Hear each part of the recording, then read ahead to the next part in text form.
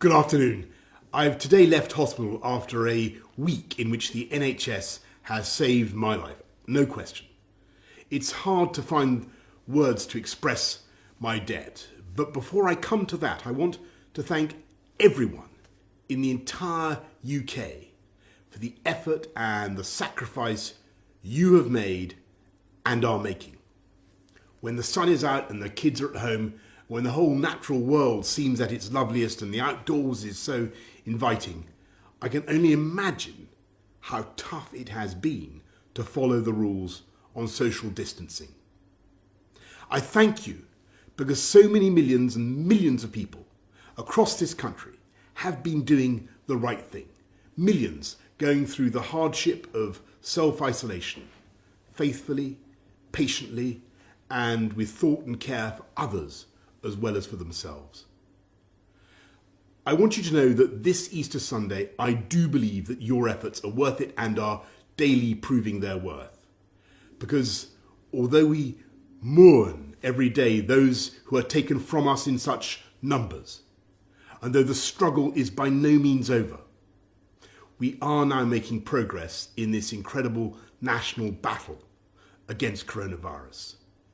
A fight we never picked against an enemy we still don't entirely understand.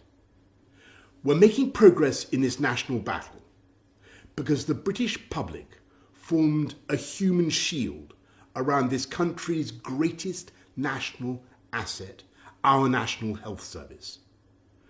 We understood and we decided that if together we could keep our NHS safe, if we could stop our NHS from being overwhelmed, then we could not be beaten, and this country would rise together and overcome this challenge as we have overcome so many challenges in the past.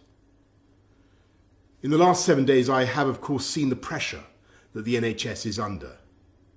I've seen the personal courage, not just of the doctors and nurses, but of everyone, the cleaners, the cooks, the healthcare workers of every description, physios, radiographers, pharmacists, who have kept coming to work, kept putting themselves in harm's way, kept risking this deadly virus.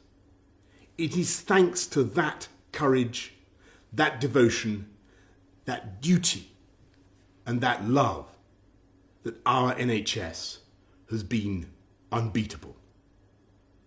I want to pay my own thanks to the utterly brilliant doctors, leaders in their fields, men and women, but several of them for some reason called Nick, who took some crucial decisions a few days ago, for which I will be grateful for the rest of my life.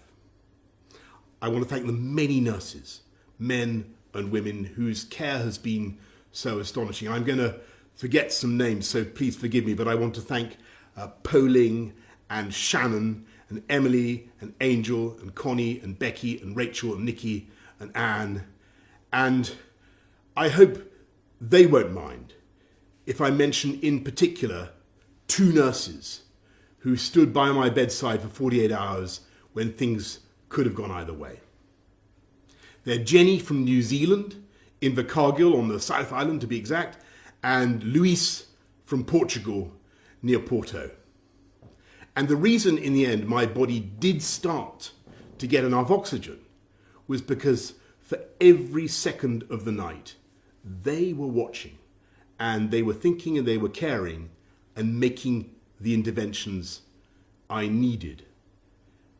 So that is how I also know that across this country, 24 hours a day, for every second of every hour, there are hundreds of thousands of NHS staff who are acting with the same care and thought and precision as Jenny and Luis. That is why we will defeat this coronavirus and defeat it together. We will win because our NHS is the beating heart of this country. It is the best of this country. It is unconquerable.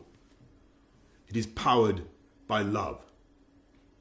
So, thank you from me, from all of us, to the NHS.